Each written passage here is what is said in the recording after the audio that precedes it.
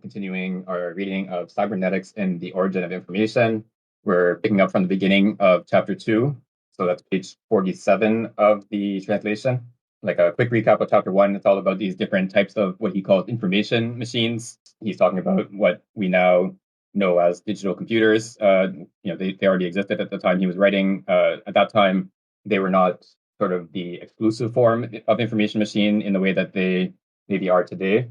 There were analog computers and a variety of different types of devices. And cybernetics, as like a discipline that was sort of emerging at the time he's writing, had also come up with its own sort of prototypes of different kinds of information machines that he talks about, and looks at like trying to, I guess, demythologize them in a way that like the cyberneticians kind of took these prototypes or these like sort of examples of information machines that exhibit this, interesting and seemingly sophisticated behavior, and then they sort of concluded from that human, understanding, grasp of significance, and so on is really just like a bit more complicated, a bit more sophisticated version of what's going on in these sort of quite simple information machines. So he talks about, for example, this artificial tortoise that is like a little, wheeled vehicle that sort of moves around and orients toward a light source, but only if that light source is not too bright. If the light is too bright, then it orients away from it. And then the environment for this artificial tortoise is set up in such a way that the light sources are sort of signposts for charging stations for the battery of the artificial tortoise. And then the feedback mechanism that governs the orientation towards or away from the light source is also tied to the level of charge in the battery. So as the battery becomes depleted, the aversion, if you sort of use that slightly anthropomorphic term for this behavior, so this like aversion towards light or aversion away from light, is sort of overcome by the sort of hunger, if you, again, using this sort of anthropomorphization. So as the battery is depleted, the tortoise is more likely to go toward the light source that it would avoid if its battery were at a higher level of charge. And then the sort of last component of this artificial tortoise is a kind of tactile sensor at the front, which disengages the light orientation mechanism. And what the result of that is that if the device runs into an obstacle and the front of the device hits this obstacle, then instead of just keeping pushing forward in the same direction with no movement because it has an obstacle in front of it, it just sort of randomly swings from one side to the other until it happens to get around the obstacle, and then at that point the tactile sensor disengages and the light orienting mechanism re-engages, and it resumes its path towards the light or away from the light depending on the intensity. And all these different mechanisms together produce a device that kind of simulates like a simple organism, that has like a few different priorities or like drives, I guess you could say, and in light seeking and avoiding, and then getting around an obstacle.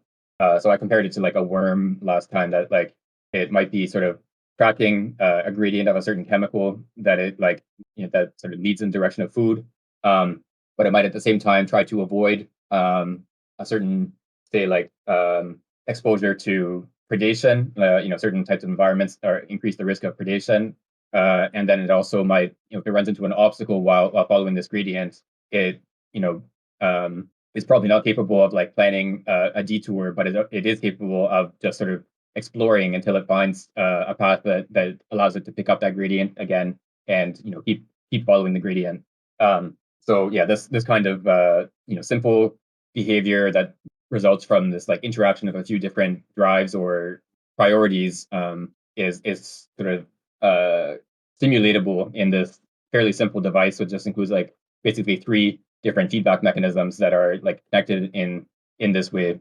And then the next type of device, which is a bit more sophisticated, is the homeostat that he describes. And this is a kind of like abstract description of a device that you could like implement in various ways. But like the idea is you have like the one he describes has like 4 oscillators that are each, they each have their own frequency of oscillation, and you can link them up in such a way that they come to be synchronized. And with the way that the device is set up, if you sort of perturb one of the oscillators, like you, for example, switch its orientation, like it starts like the feedback, for example, that feeds into this oscillator is reversed, so that now it's like instead of dampening the oscillator, it amplifies the oscillator. This switch in orientation leads to a kind of adjustment of the other oscillators to bring the whole thing back into equilibrium, so that they're all synchronized again. And what the sort of cybernetician interpretation of this is that this is a kind of like the kind of I guess simulation of the kinds of like decision making or problem solving performances that humans exhibit. So it's as if you have this system that has a task assigned to it or a problem that it's trying to solve. It's trying to maintain equilibrium, and it's capable of improvising to these like unforeseen interventions where you switch one of the oscillators around to sort of achieve that goal of realizing equilibrium. Of course, this is like a sort of again an anthropomorphization. This is just a simple sort of electronic device made up of a few different circuits connected in a certain way. It doesn't have intentions, but the idea is that this simple electronic device sort of exhibits what the sort of basic principles behind human beings that do have intentions. That our goal-directed behavior is essentially like a more sophisticated version of this sort of simple inter-adjustment of the oscillators to each other.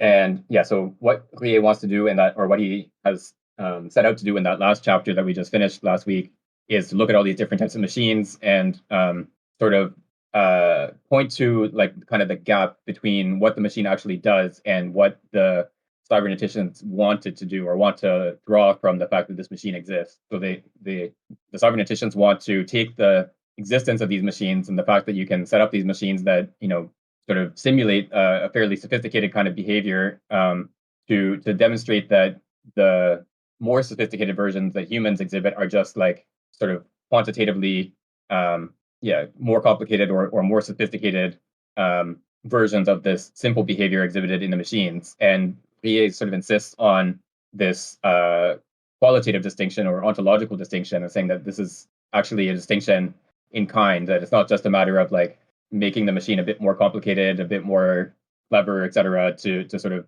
capture what it is to grasp the meaning of a sentence or to understand a melody, etc.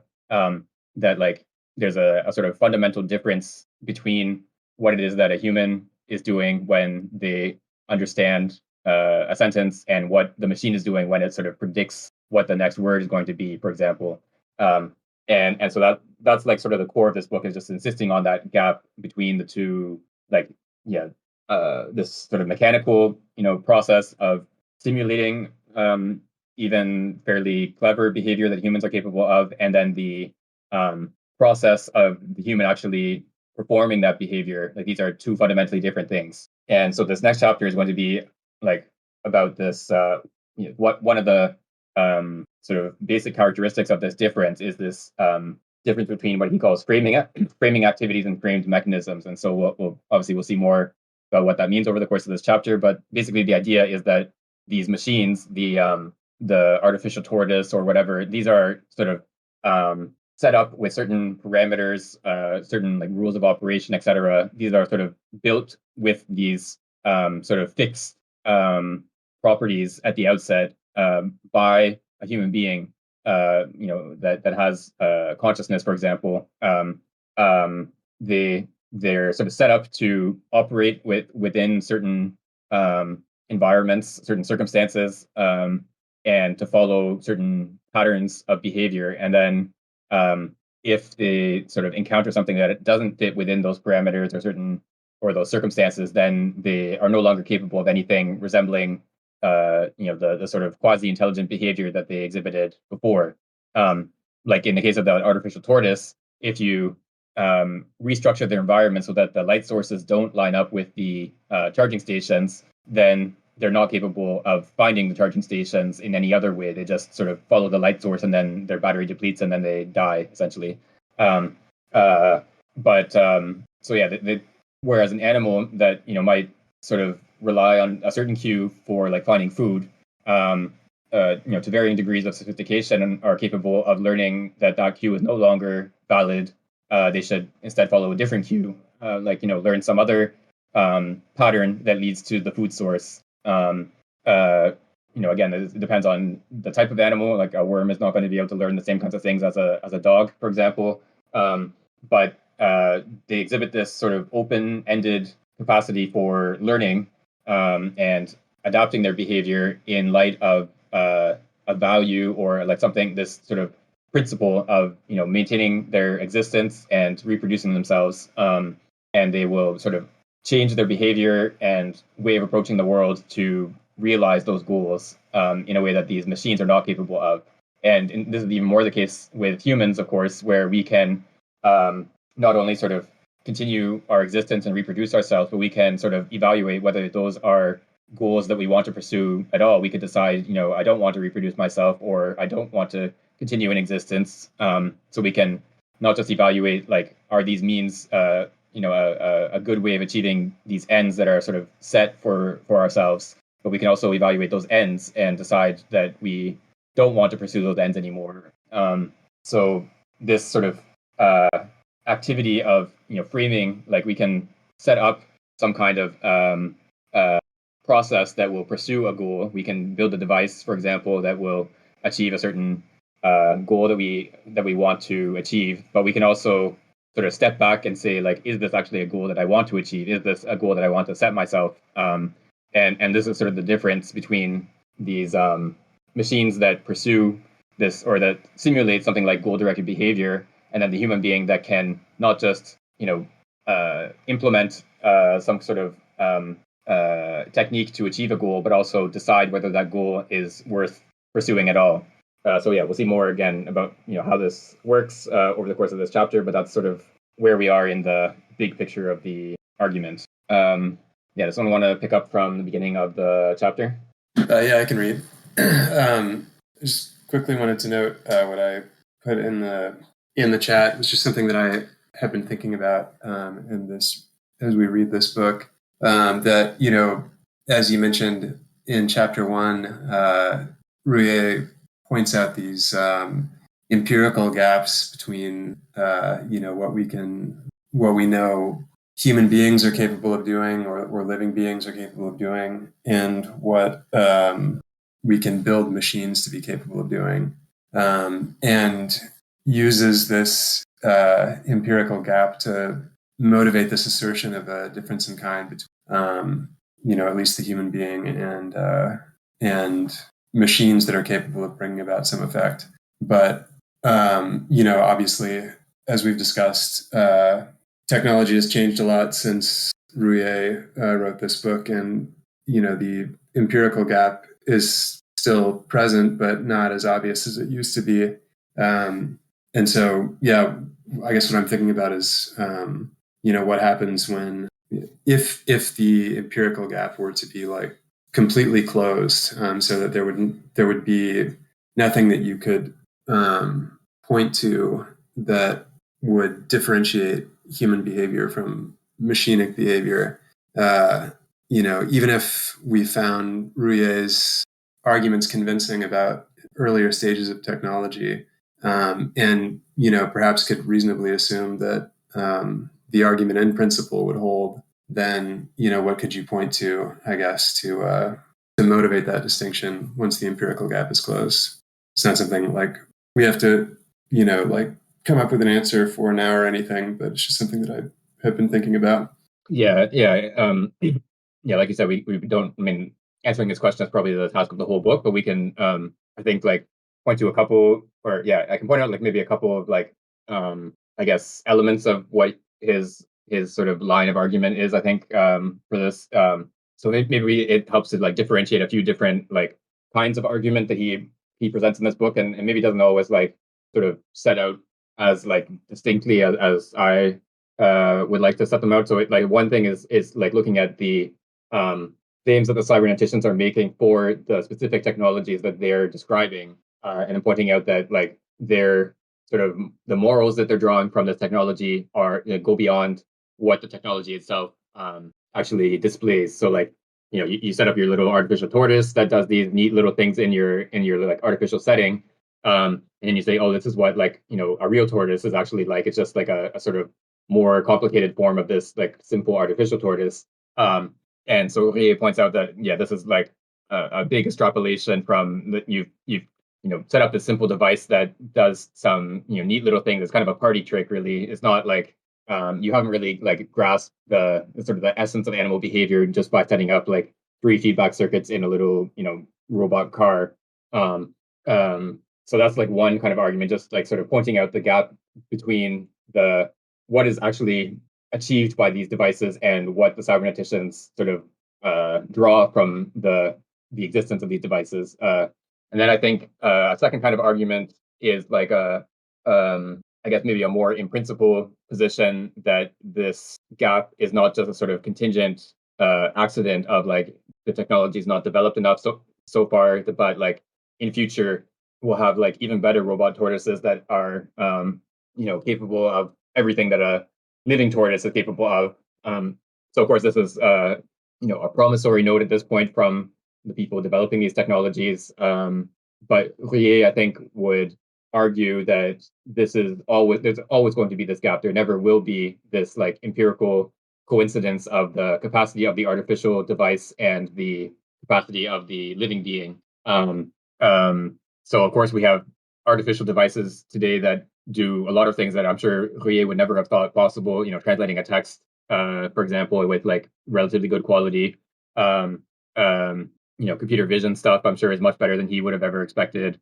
But of course, there still is that empirical gap. Even there's a lot of like hype around ChatGPT and all this stuff, but it's really not that sophisticated in a lot of things. It's essentially just putting together sort of a kind of like pastiche of different texts that it's found on the internet and assembling it into like a not very good like undergrad essay is like sort of the peak of his performance at this point.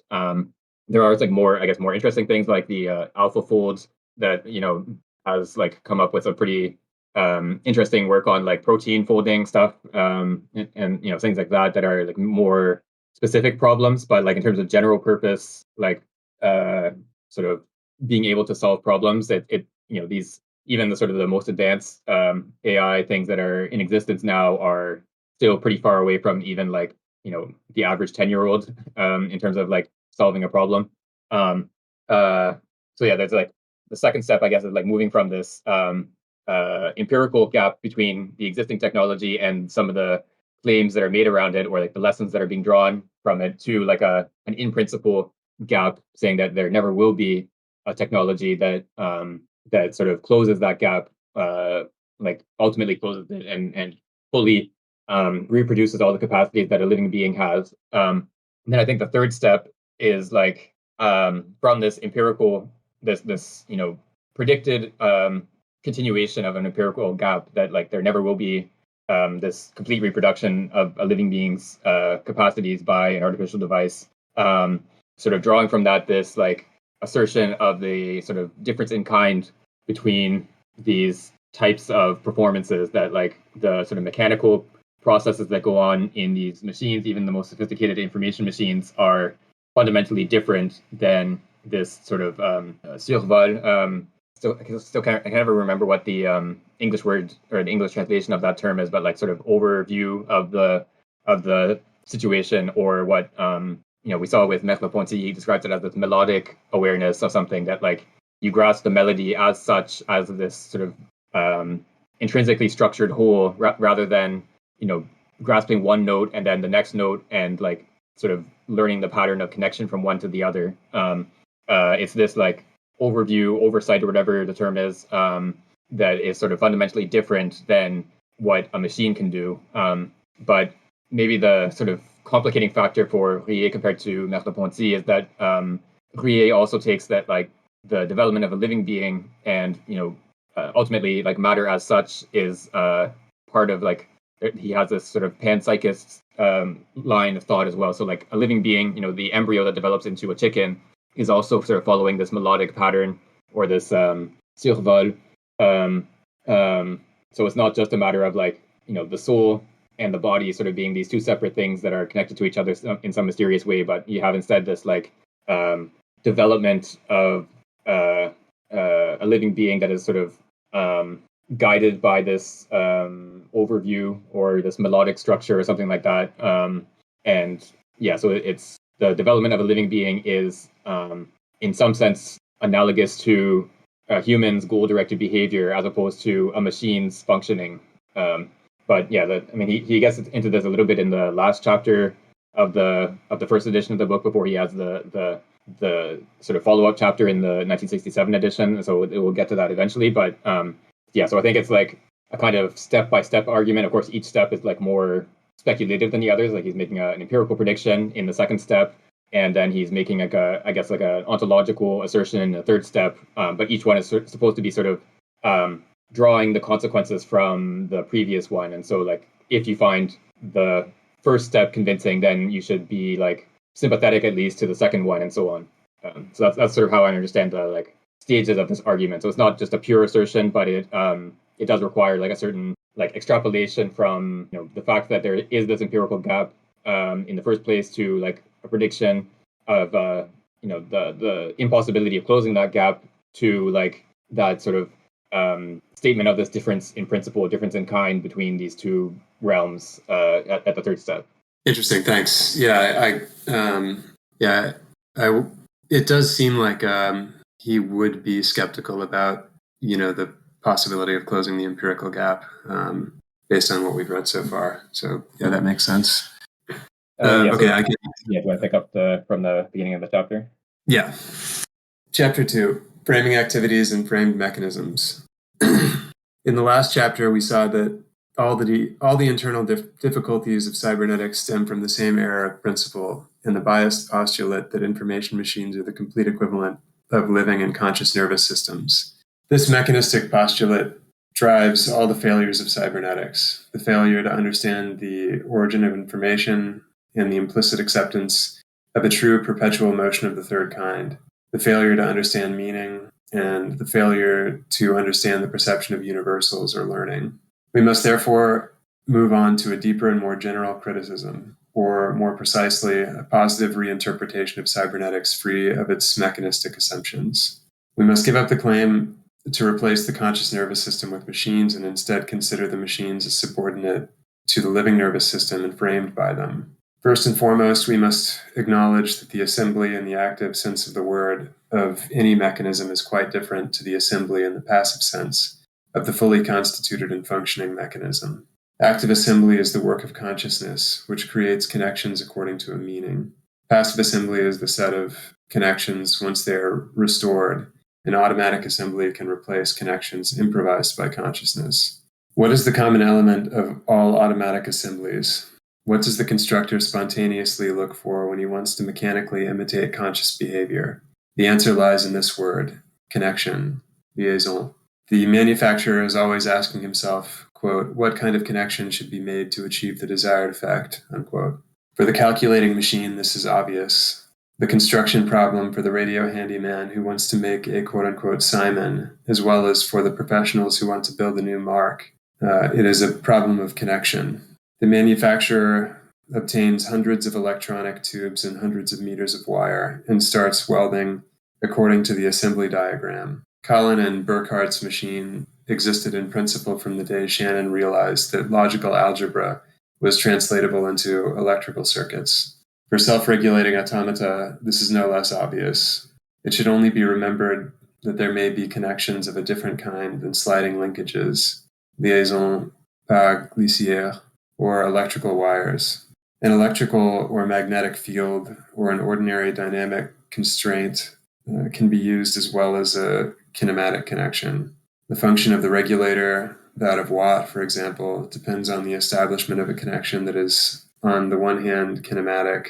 The regulator deforms and acts mechanically on the intake, and on the other hand, dynamic. The deformation is carried out by centrifugal force. But before the assembly was carried out, before the purchase of wires and welding equipment, the connections had to exist already in the constructor's consciousness.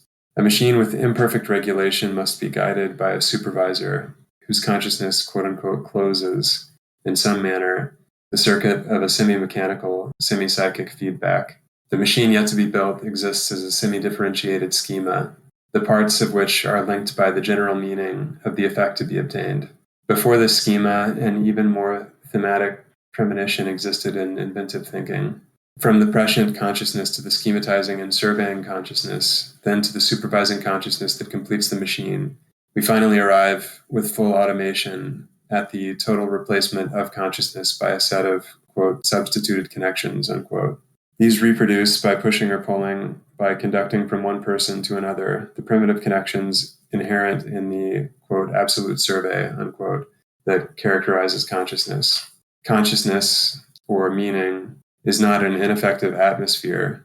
It is, if we oppose metaphor to metaphor, a, quote, creative nebula, unquote, of which the automaton is only the residue. The feeling of, quote unquote, and quote unquote, or is transformed, for example, into a pattern of, quote, two paths placed end to end, unquote, or, quote, two equivalent paths, unquote.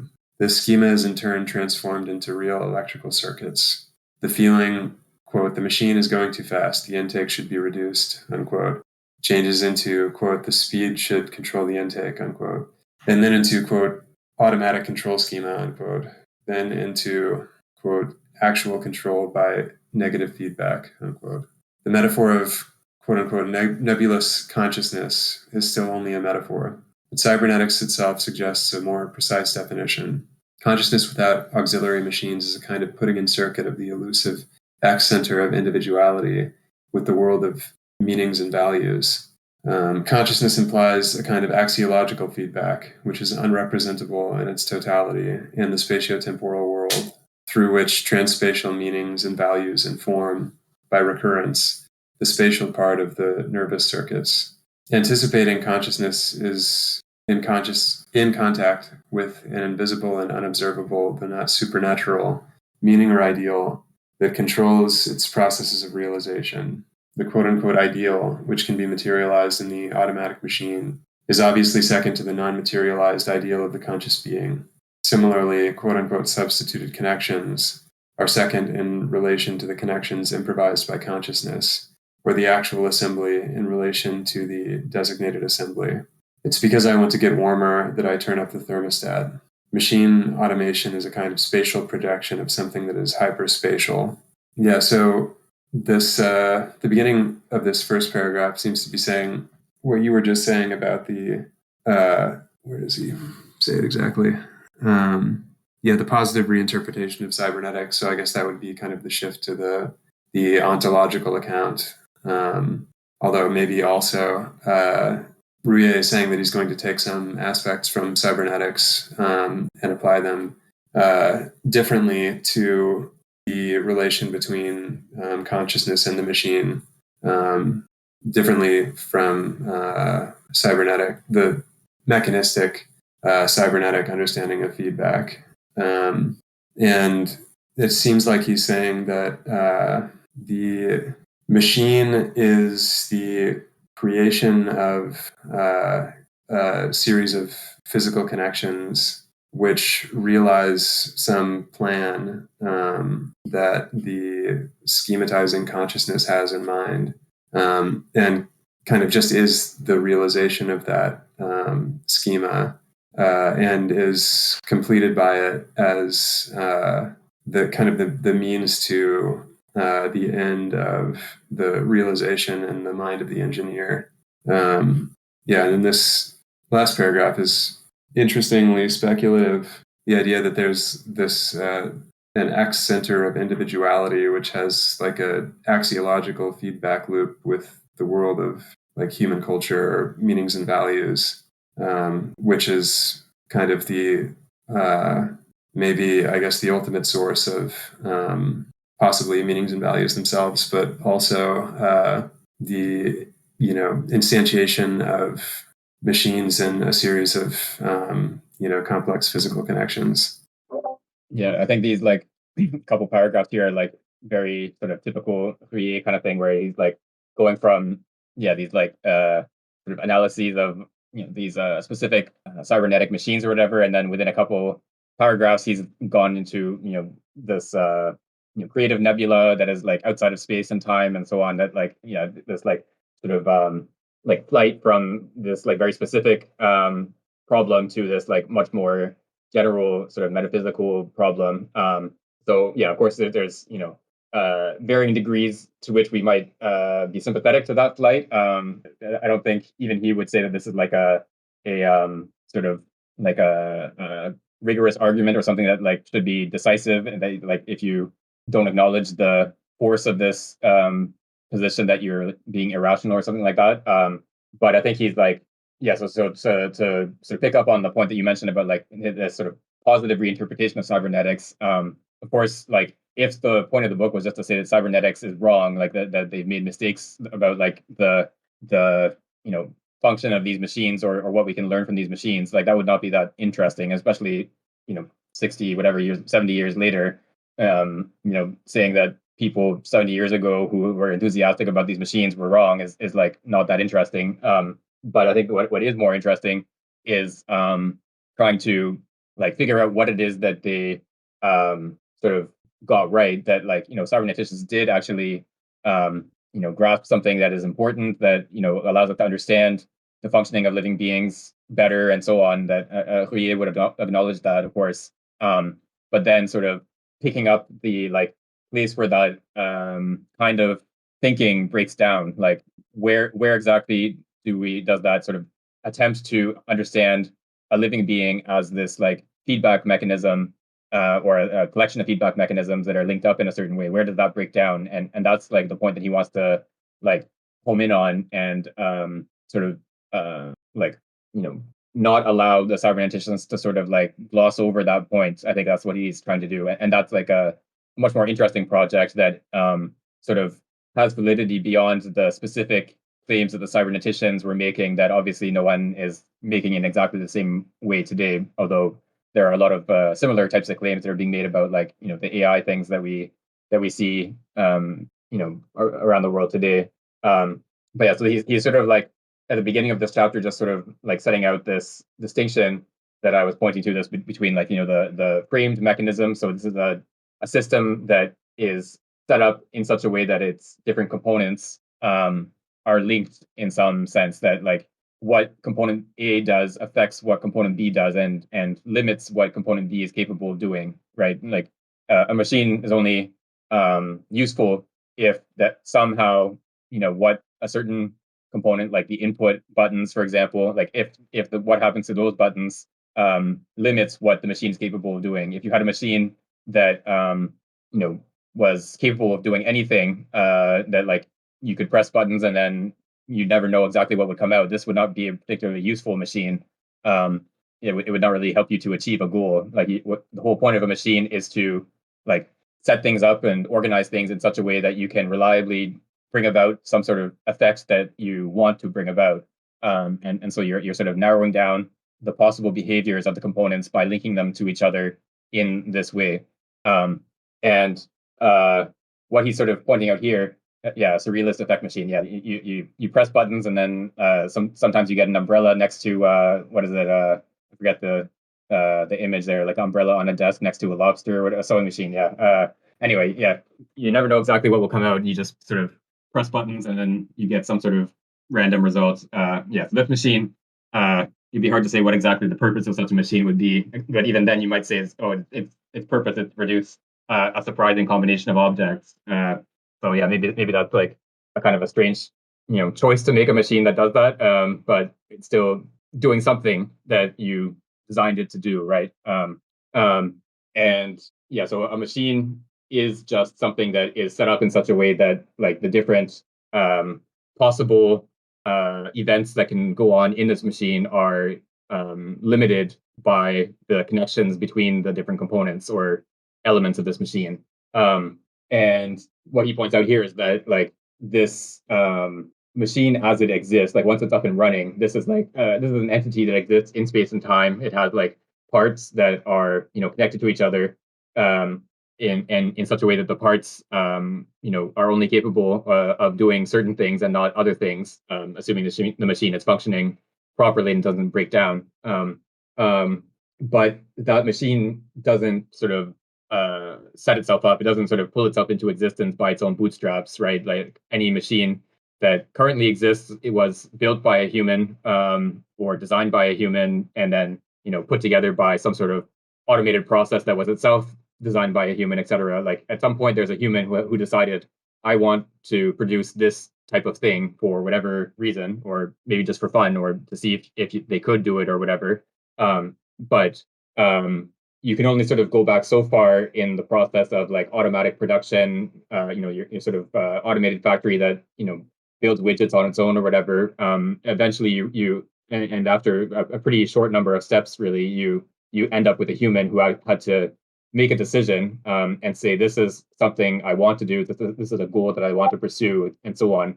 And then you can sort of reverse direction once you reach that human pursuing a goal or trying to realize something.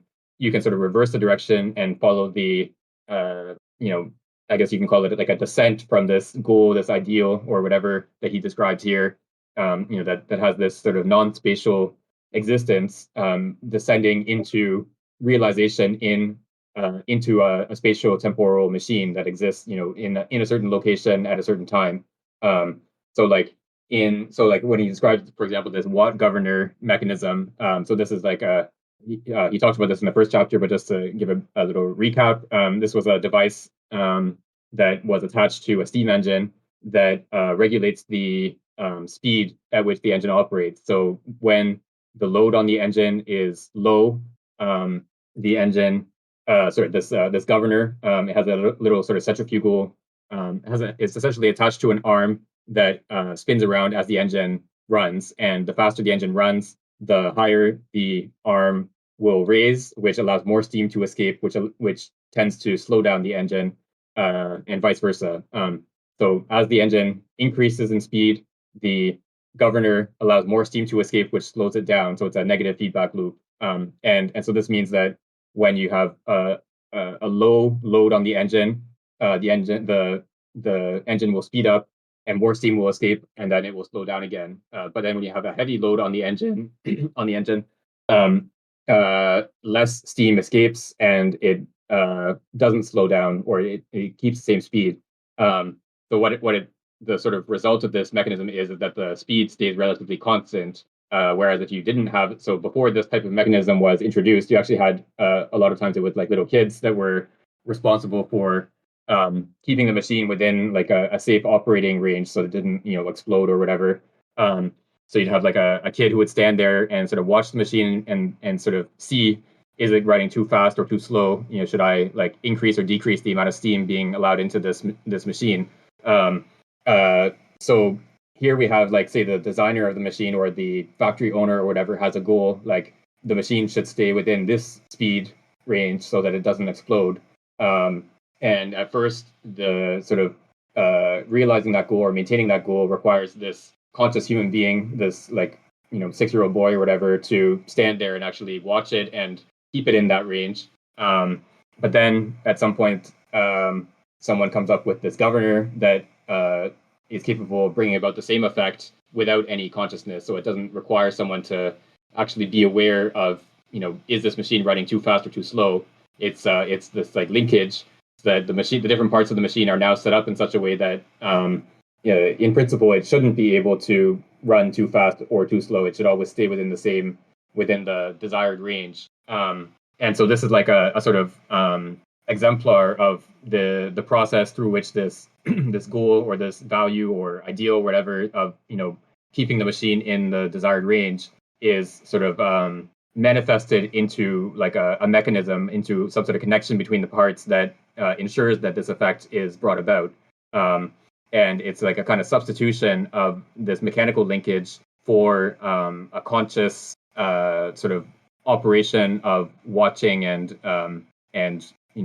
maintaining that speed within the desired range. And so this is like, I guess, sort of the this exemplar or paradigm of what is happening. And this is also the case for like the development of a living being. That like for him, the embryo that turns into the chicken or the acorn that turns into an oak tree is basically the same kind of thing as the process of development that goes from the 6-year-old boy watching the machine and keeping it within the range to the formation of or the invention of this governor that links the machine in such a way that it automatically keeps the same range. So like the egg, the embryo is like in some sense undifferentiated. It has just obviously it's not purely undifferentiated. There are like gradients of chemicals, etc. But it sort of comes to have differentiated structures. The adult chicken has probably hundreds of different cell types, different types of tissues and organs and so on. And these these sort of structures are analogous to machines. That there are things like temperature regulation in a chicken, and regulation of different concentrations of chemicals in the blood and so on. These are sort of analogous to machines, but they are brought about by something that is not itself a machine. The egg is something that sort of in which the machines or these living machines sort of are brought about, but you can't sort of explain the coming into existence of a machine by just appealing to another machine. You have to at some point to something that is not itself a machine. And I think also here, maybe like this is a bit of an aside, but I think we can sort of link this with like some of the discussion in like philosophy of biology about the notion of a function. This is like sort of like I forget who it was. There's like a biologist who said something about how like teleology. So like the notion of a function is a sort of teleological concept. And someone said that teleology is sort of the mistress of biology. A very patriarchal metaphor, but like it's the idea that the teleology is something that the biologist can't live without, but doesn't want to be seen with in public. So like there's a certain sense, of course, that if you look at a bird, like a wing is obviously for flying, like that's the function of a wing, except maybe in an ostrich or a penguin or whatever. But or a heart is for pumping blood. Like this is a clear, like any theory of biology or philosophy of biology that doesn't account for the fact that a heart is for pumping blood has like sort of missed an important point of like the nature of living beings. But at the same time, if you sort of ask the average biologist, what do you understand by function? Like what is a function? Where does what kind of sort of ontological realm does a function exist in? They would probably give some sort of vague appeal to evolution as like, when I talk about functions, what I really mean is that, the organisms that had a heart or that, had some sort of mechanism for pumping blood were more effective at reproducing and surviving to have offspring that reproduce, etc., than the other organisms or something along those lines. And there's like a whole sort of subdiscipline of philosophy of biology about like whether that's an adequate explanation or not. There's reason to be skeptical about it, like sort of exhausts what we mean by a function of something. Yeah, so this notion of function is like one of the key concepts of biology, but no one really has a convincing explanation for what exactly a function is, and then what relation there would be between the function of something and the actual sort of physical structure of whatever it is. A heart obviously needs to have certain kinds of structure to be able to fulfill its function. But like what exactly, like how are those things related to each other? If assuming that we don't want to appeal to the creative design kind of argument or position that some intelligent being is like putting the biological machines together in such a way as to realize the function. So we have to have like a function is teleological. It's in some sense analogous to human goal-directed behavior, but at the same time we have to be able to give an account for how this function comes to be fulfilled, or like how a machine that realizes the goal can be set up without having anything that is sort of aware of that goal or consciously directed towards that goal. And yeah, there doesn't seem to be a good account available of like what that would look like. It's like goal-directed behavior, but it's not we don't have any sort of comparison case of something that is goal directed but not conscious or not aware of the goal. So that's sort of like the general problem here. And this is even something that goes back to like Aristotle's criticism of Empedocles, for example. Like he talks about like you have these explanations for living beings in terms of the material components that like Empedocles sort of quasi-evolutionary theory was like there were all these different, bits of living beings sort of floating around at random, like some bone, some blood, etc., all just sort of floating around.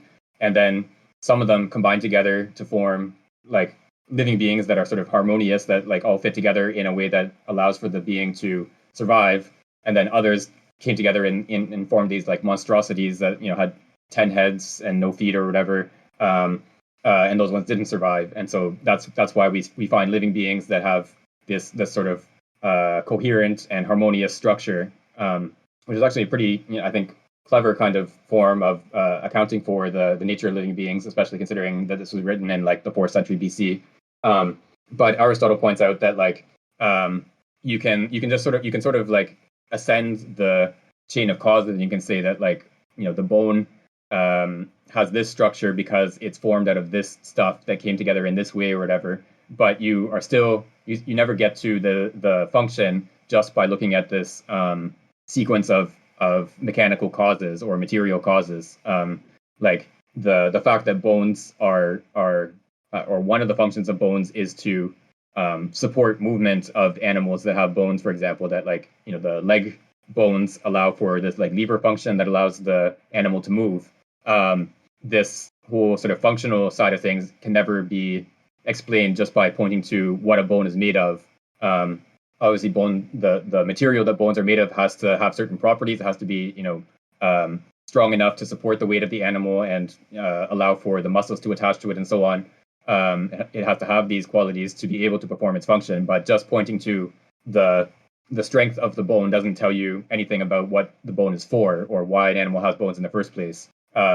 And so this sort of disjunction between like the physical properties or these like mechanical linkages on the one hand, and then the functions on the other I think is like the same kind of disjunction that Ruyer is insisting on here.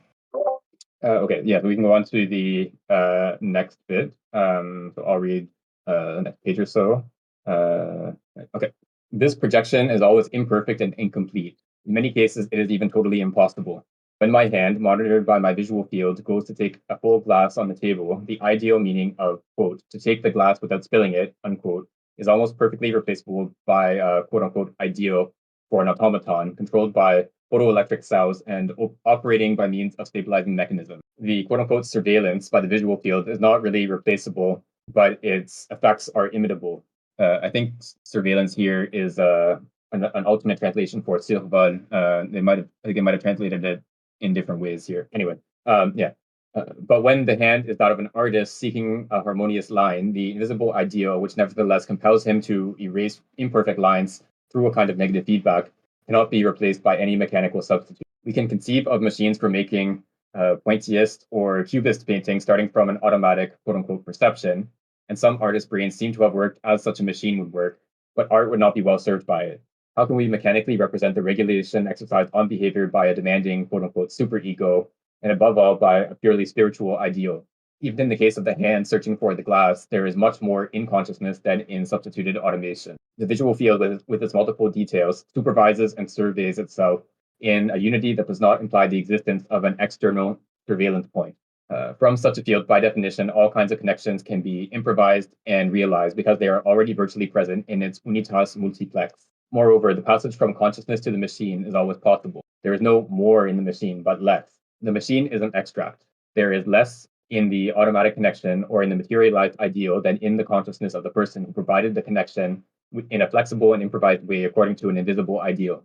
The hand and the eye, the nervous conductors that guide them, and the observable parts of the cortex that control their operation by means of nervous feedback are themselves already auxiliary machines for the direct dynamic action of meaningful consciousness. The assembly of the mechanical automation is preceded by cerebral assemblies, themselves controlled by the binding action of the intention aiming at a hyperspatial meaning and informing the perceptual field or the behavioral field according to this meaning.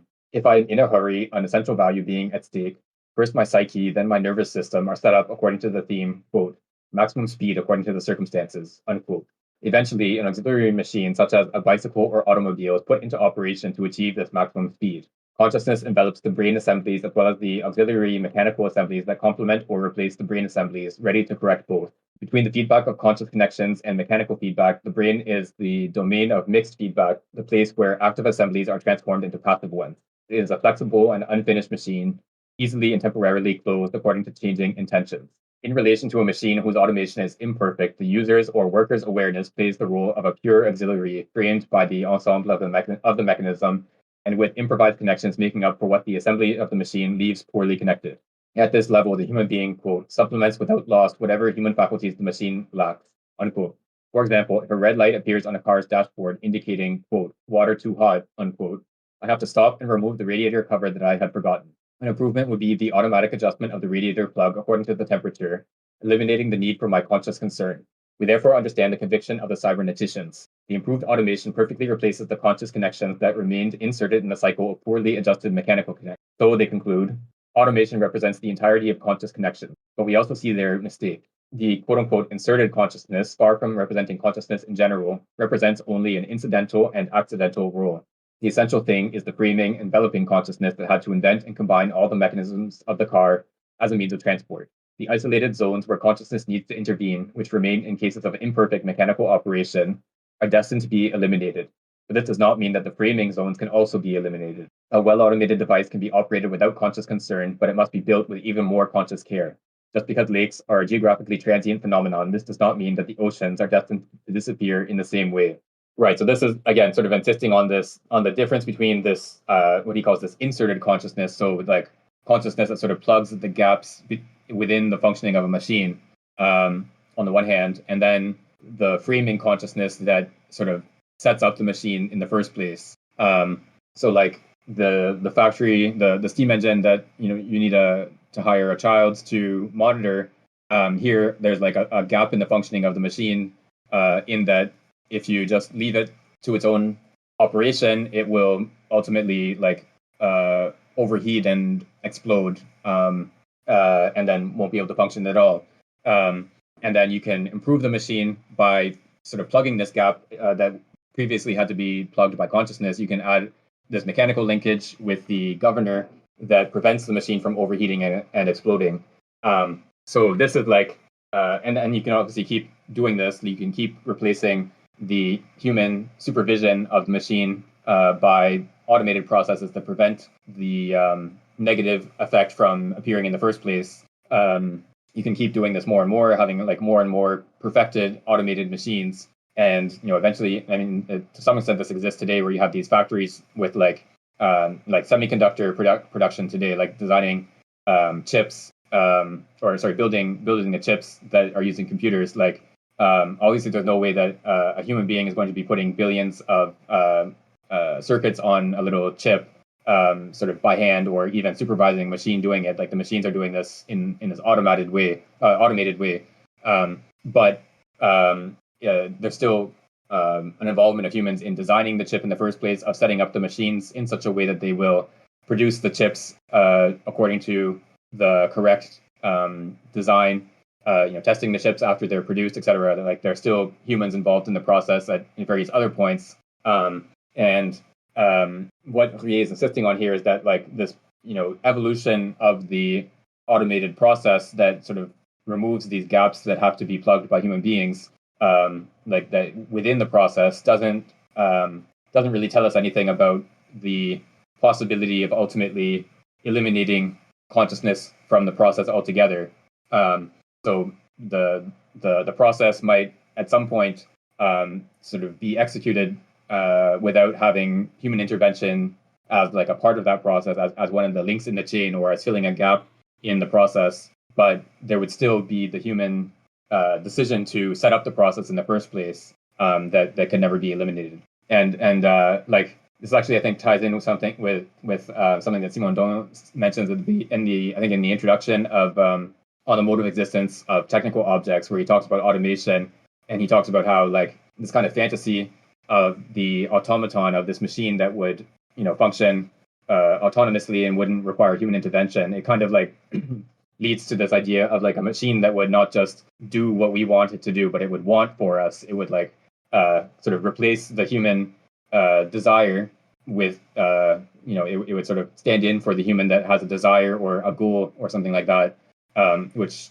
once you sort of set it out in those terms, it doesn't really make a lot of sense to think that like this would something that the Zizek would sort of make a it's not precisely the opposite, kind of a joke about.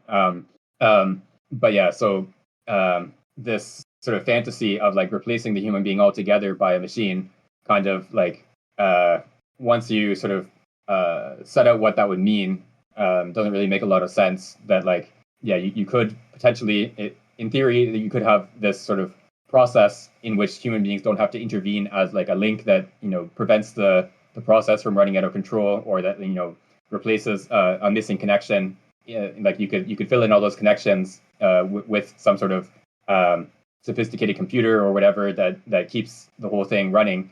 But like someone had to choose to design this computer, to buy the parts that the computer is made from, to pay the electricity bill. All these things are like the result of someone deciding that bringing about the existence of this machine and all the materials and components and so on that need to be brought together to make the machine function. This was desirable. This was something that helps me to realize a goal that I have or something like that. So yeah, like that element is kind of ineliminable. At least I guess until we have machines that are capable of paying their own electricity bills and so on. I wonder what Ruyer would say about like it seems obvious that there are cases where one framing consciousness frames another framing consciousness. For instance, like if somebody wants to learn piano, the piano teacher has an idea, this kind of ideal schema for what they want the student to be able to do at the end of a series of piano lessons. And they do instantiate this, obviously along with the student, instantiate this ability in basically the body of the student, to be able to play piano with whatever level of proficiency. So obviously one consciousness can frame another consciousness, but I guess unlike the case of the machine, which is framed by a human consciousness, the framed consciousness in the case of the two human beings, one of them could is framing in other respects, and like it's not exhausted by, it's not like you stop doing everything else in order to learn how to play piano. Although maybe there are like more extreme examples of learning, like they think about like in the Gateless Gate, like early stories like Zen Buddhism, where people like really completely devote their lives to meditation under the guidance of a teacher. But it seems like the framed consciousness in that case could always decide not to merely instantiate the lessons of the framing consciousness, or maybe you could say that it's never an entirely like framing framed relation as it is between a human and a machine, so that it's more like a cooperation and co-framing of the abilities of the student. I don't know. I know he's not talking about this directly, but we've talked about something similar with respect to Simondon and like the Slave in Revolt, for instance. Just kind of trying to think through what Ruyer might say about that instance. Yeah, I think the piano playing example is interesting because I was actually talking to a friend about something kind of similar as well. Because so it's not just that you have the teacher that can sort of bring about the structuring of the or the framing, I guess, of the students' dispositions, but also the student has to sort of make themselves like frame their own behavior, if that makes sense. Like they have to sort of build themselves into a machine that is capable of playing piano. and a lot of like, when you are playing piano, a lot of what you're doing is actually quite mechanical, that you have to, practice scales and arpeggios and so on that are not themselves like musically interesting. That you are doing this in such a way that your fingers and muscles and so on respond in this reliable way to bring about this musical performance. So like the melody, the structure of the musical composition, everything is something that is not itself mechanical. But to be able to perform it, you have to, turn your body into a reliable piano playing machine. You could have like, the most beautiful vision of your musical creation, but if your fingers just are not good at hitting the right notes at the right time, then you won't be able to share that vision with anyone, or even sort of realize it in the world, to sort of manifest it in the world as a thing that actually exists. So part of what you're doing, I guess, when like practicing, or the notion of practice, part of it is like sort of self framing. I think it's a sense of like you are working to make your body and your, I guess, existence into this partly mechanical, this sort of machine to perform a certain effect in a reliable way. But you're always doing so, of course, in relation to a goal. Like even if you're, one of these kids whose parents, makes them do piano lessons because they have some sort of like bourgeois ideal that like this is what a well-behaved kid should do is learn to play the piano or something like that. Um, in this case, you are sort of subordinate to what your parents decide for you, but it's still your parents have this vision or this ideal of what the well-behaved child should be, and they are through you realizing that vision. I think there's a lot of reason to think that this is maybe not a great vision or a great choice for the parents to make, but it's still some sort of it's still setting up an ideal or a value to be realized, and bringing a machine into existence. Here, in this case, a machine that is made up of the muscles and nervous system of the child. Um, it's still sort of implementing this mechanical linkage that will serve to produce the effect desired in a reliable way. Um, and I think so. I think what Ruyer would want to insist on is that any kind of action that we make, even if it's not something like the parents deciding to force the child to take piano lessons, but if it's I personally decide I want to learn how to play piano, this is like a project I set for myself. It still involves this kind of conversion from this like transspatial or hyper physical realm of ideals or values into some kind of mechanical linkage into a kind of machine. If I want to play the piano, of course, I have to practice. I have to turn my muscles and nervous system into a machine for playing piano. But if I want to, I don't know, learn how to ride a bike, I have to do the same thing. I have to I have to turn my muscles and nervous system into a bike riding machine that will be able to maintain my balance while I'm riding the bike, etc. Navigate around obstacles, all these things all the sort of component skills that go into riding a bike. Um, and even maybe like at a more abstract level, if I want to like write a novel, I mean, it helps, of course, to have like the typing machine set up in your nervous system at the outset, or the writing with a pen machine set up in your nervous system. But those are maybe not entirely essential. You could like dictate a novel to someone if you wanted, but again, you still have to use the speaking machine. You have to have your tongue and vocal cords and jaw muscles, etc., linked up in such a way as to produce words that another person can understand. And all these things have to be all these machines have to be set up in the first place. But even something like, even if you sort of abstract from the like communication aspect of writing a novel, like the whole like just the sort of craft of writing dialogue that doesn't sound really stilted and awkward, doing sort of descriptions and all the different sort of skills that go into that make one writer a good writer and another one a bad one. That is also involves practice.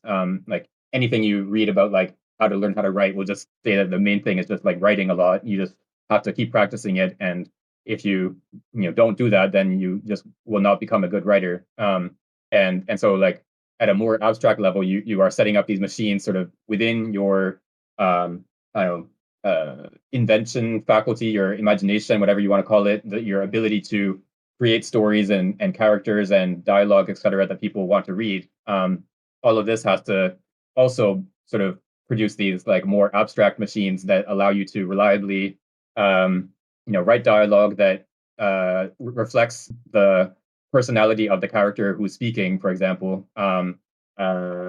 Yeah, like all these sort of skills have to be acquired and sort of set up as well. So like this survol or this like role of consciousness is not this sort of like abstract like pure like arbitrary decision making capacity. And he so in the last chapter he like sort of contrasts what he's talking about with like Sartre's like account of consciousness as freedom.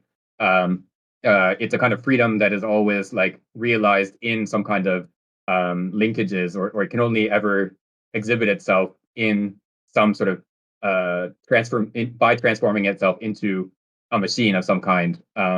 So it's that I guess like transformation of freedom into a machine or of consciousness into a machine. That's what we actually see in the world, rather than this sort of pure freedom or pure consciousness that would not have any, that would be completely independent from any machine.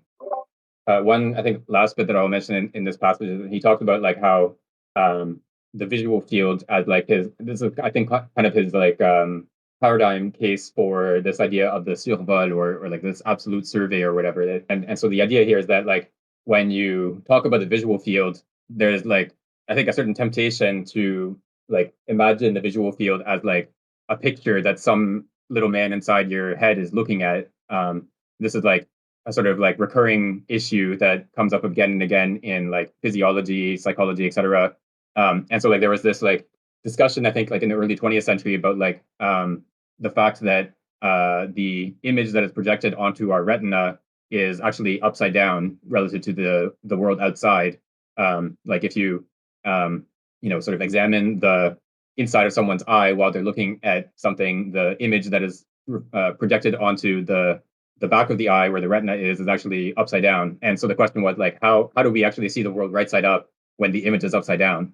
And sort of like the presupposition behind this question, of course, is that there's something in your eye or brain or wherever that is like looking at the image on your retina, and then has to like, somehow figure out how to reverse this image and put it right side up again. But then, of course, that just sort of pushes the problem back another step, because if there's a little man in your head looking at that image, then how does that little man see the, like, he must have like an even smaller retina that is looking at the first retina, and then you haven't really explained the seeing process in the first place, right? Um, uh, I mean the retina example and this sort of inverted image problem is like a sort of very sort of concrete and obvious instance of like sort of this homunculus problem, that like the idea that explain some sort of cognitive performance within the brain by positing like something that is itself like at least as sophisticated in terms of like cognitive capacities as the performance that you're trying to explain, which ultimately doesn't really explain anything. But like the idea here is that like the visual field doesn't require something standing outside of it that would sort of look down on the visual field and or look at the visual fields from outside and see the shapes and colors and whatever. Like the visual field itself is a seeing. It is a grasping of the shapes and colors and so on that are present in that field. It's not something that has to be looked at from outside. And so it's this sort of like imminent grasping of structure, I guess, is like what he's sort of insisting on here with this notion of survol. In the same way that for Merleau-Ponty, like when we talk about a melody, you have to understand this melody as something that we can grasp as such, rather than as a sequence of notes that lead from one to the next. You don't sort of like stand outside the melody, or yeah, there's just sort of like picture one note and then have that sort of lead to the next, but you instead have to be able to grasp the melody as having this immanent structure or intrinsic structure, the same way that the visual field has to itself be a seeing as opposed to be something that would be seen. Yeah, thank you. Yeah, that's a helpful way to understand what Ruyer is talking about with the idea of survol. It's a bit harder for me to kind of get my head around how the same kind of thing could be going on. I know he thinks that it's not really even just the brain that's this finality can't be the origin of the finality can't be located in the brain because the embryo itself produces the brain, and there's this kind of self-survey happening at the level of the embryo itself, and even of like very simple life forms, and I think even like atoms and cells and molecules for Ruyer. And yeah, I find it like maybe a bit easier to understand by analogy to the visual explanation, but still a bit obscure in those other cases. Yeah, so like I think this is another instance of this kind of flight of speculation that I mentioned earlier, where like he takes like a quite a concrete example, like the fact that we can't sort of explain how the visual field is related to vision, or like what the connection between the two is by postulating that the visual field would be seen by something outside the visual field.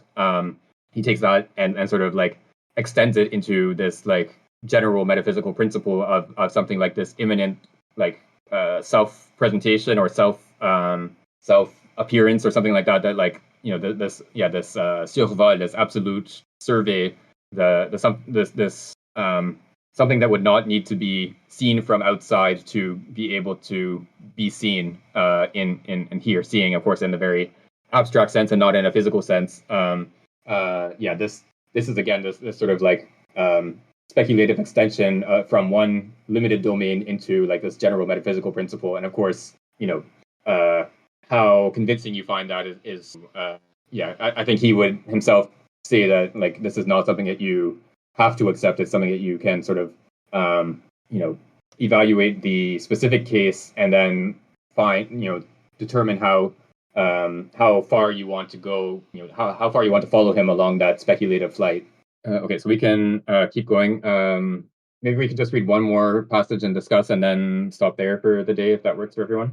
Yeah, that sounds good. I will read the first page or so of this next subsection. So this subsection is the set. We will now examine the relations of the framing activity and the framed mechanisms more closely. Suppose that, and then there's an indented line, I, and then in brackets, seek to achieve, close brackets, an organic state of comfort. Outside the brackets is the framing part, the act of individuality on the one hand, so the I, its ideal on the other, which is an organic state of comfort. Within the brackets, which is seek to achieve, is the framed part, which can be more or less mechanized. The organic state of comfort is not a pure ideal in the sense that it does not have to be the object of a pure invention. I have already experienced it, so it is, quote, nemified, unquote, and it also depends on the current state of my organism. But whether pure or impure, it nevertheless has the essential character of the authentic ideal, sorry, my cat, of not being physically inscribable in a device. Now let's insert a device. Sitting in my office in the winter, I find the temperature a little low. In brackets, I go to my apartment's heating boiler. I raise the graded scale set on the thermostat from 50 to 60 degrees. The thermostat works, the temperature rises, close brackets, and I feel more comfortable. Another example. I'm going to the place of a friend who lives on the 5th floor. When I get to his house, I set myself, bracket, to climb the stairs, close bracket, to reach the required floor. If there is an elevator, I, bracket, press the 5th floor button, wait for the elevator to execute the quote-unquote order, close bracket, and enter my friend's home. An aviator, if he feels diverted from the initial course or if the aircraft quote-unquote rolls, bracket, consults the artificial horizon or course indicator, then acts on the controls, close bracket, and brings his aircraft back on course. If the aircraft is equipped with an automatic piloting system, the pilot does not even have to feel the deviation. Gyroscopes with vertical and horizontal axes control the maneuvers necessary to correct the deviations themselves by means of pneumatic servo motors. The aviator only intervenes if the automata do not work, just as I take the stairs if the elevator breaks down. or I exercise to warm up if the heater does not work. See table 2.1. We could indefinitely multiply the examples, drawing them from either an effort of memory using auxiliary mnemonic means, or from an effort of imitation, economy, expression, and so on. We see that in phase 2, we can have either the activation of a fully assembled effective machine or the assembly of what psychologists call a quote-unquote set. It has become established practice to use the English word quote-unquote set to refer to any psychophysiological setup, any neuromuscular adjustment that favors an action, either by preparing it, for example, quote, taking the physical and mental attitude for starting a race, unquote, or by favoring it through control while the operation is in progress, for example, quote, sacrificing everything for maximum speed during the race, unquote. The set acts as a selective factor, facilitating some responses and inhibiting others. The set is the putting into relation of the neuropsychological apparatus and a meaning or value beyond raw sensation. Without the set, the sensation would remain in the state of ineffective impression and would even cease to be a conscious sensation. While driving a car, I cannot, without danger, be in the state of an impressionist painter. I watch out for vehicles coming out of the side streets and any shadows that appear, given value in advance by the psychological assembly. Quote, beware of vehicles crossing my path, unquote, very quickly triggers the appropriate movements. Similarly, quote, drive on the right, unquote, is valued in relation to, quote, drive on the left, unquote. What is performed by the material assembly of a device is always a valuation of this kind. A thermometer in a room which does not control any temperature setting is therefore the equivalent of the quote-unquote impressionist state. If it is inserted into a thermostat to regulate a heater, the indicated temperature is efficiently given value. It becomes the optimum temperature, whereas the assembly of a machine is only given value by human intention.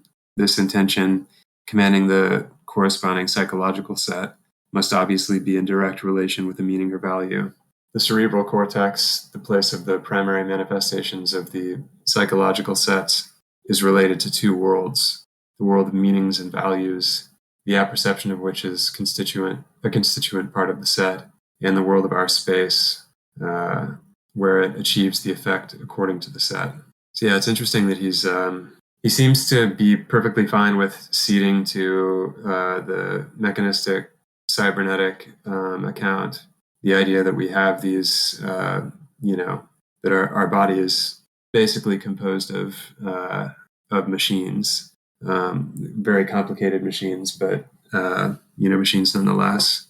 But these machines themselves are subordinated to finality in one way or another, including like in just the kind of untrained functioning of our organs, but also in terms of the kind of establishment of a disposition, to act in some way. Yes, this kind of it's interesting dualism. This idea that the brain is sort of in two worlds, one of which is a world of values, and one of which is the mechanical world of the mechanistic organs and dispositions which can be established in the body. Yeah, so it's always like even the word set has this kind of dual character where like he earlier talked about assembly having like an active and a passive sense. So you have like set in the sense of setting, like the action of setting, like you set yourself to respond in a certain way. You sort of I don't know, if you're playing tennis, you sort of set yourself to hit the ball as it comes towards you. And then there's the set as the result of that action, like the disposition to respond in a certain way. And you always have to sort of like there's a dual nature of human and living beings sort of capacities and behaviors. It always involves like the machine that is already existing, the set in the passive sense, and then also the bringing into existence of that machine, setting yourself to respond in a certain way.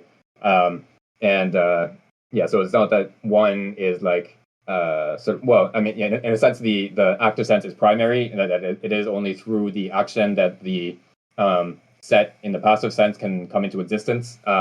but at the same time, the set as action or setting as action can only ever sort of realize itself by becoming a set in the passive sense. So it can't if you had like this pure action that didn't sort of turn into the passive sense, that would sort of not, yeah, that would be just kind of like an empty action. It would not actually produce any effect in the world. It would not manifest itself. So yeah, we can only understand action insofar as it realizes itself into this passive, essentially a machine. I wonder if we, in these examples, the end state seems to be something that the subject is like representing to themselves in order to be able to bring it about by, like physical or mechanical means. But I wonder if this is this representability of the goal is something that Ruyer thinks is necessary for his account of framing, or if it also contemplates like non-represented or non-representable goals.